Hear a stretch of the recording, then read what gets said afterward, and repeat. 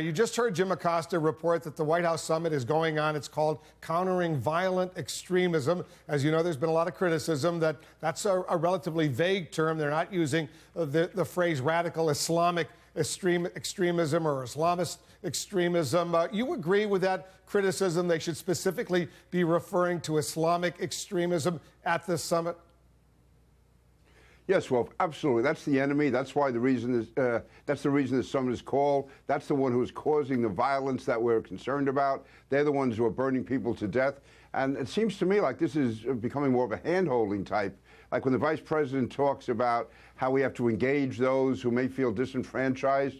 You know, when Franklin Roosevelt defeated Hitler and Tojo, he used the Army, the Navy, the Air Corps, the Marines. He didn't use the He didn't use the WPA. I mean, the fact is, we have to stop them and kill them first, and then we can worry about social reasons. But if we think that we're going to stop ISIS by somehow finding what's bothering them psychologically, for instance, when they were saying the other day that these people are marginalized, they don't have jobs. Bin Laden was one of the richest people in the Middle East. Anywhere you go in the Middle East, you see these large construction projects by the Bin Laden company.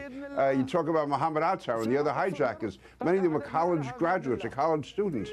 So to me, it's missing the whole point. This is an ideology. It's a twisted ideology based on a twisted interpretation of religion. But to somehow make it out to be a social problem, to me, is just missing the target altogether. I don't think they consider it just a social problem. But here's the question. What difference would it really make if all of a sudden that word Islam or Islamic or Islamist were included as part of this conversation? In practical terms, how would that make a difference? Because you really want to go after those extremists, don't you?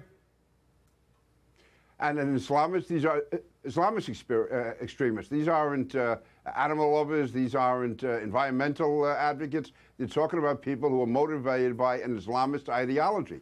And I thought we have to zero in on that. We're not talking about extremism generally or terrorism generally. This terrorist threat to us today comes from a small but very violent segment of Muslims. It's based on their interpretation of Islam. And if we're going to address it, if we are going to address the core reasons, we should also then show why this is not truly representative of Islam. But to do that, we have to say that it does identify itself with Islam, and we have to separate that out. So to me, it's almost like we're afraid to confront the enemy. If you don't identify your enemy, it's hard to mobilize support against it. But it does refer to a tiny element of the billion-plus Muslims who are out there. In ISIS. But on the other hand, when you see polling, it goes beyond just 1 or 2% who do support jihad and do support terrorist activity. So I think we have to make it clear that it does come from that community. It's not large, but it's large enough that it's causing right now all these vast murders throughout the world as terrorist attacks, as we saw on 9/11, caused massive deaths here in our own country.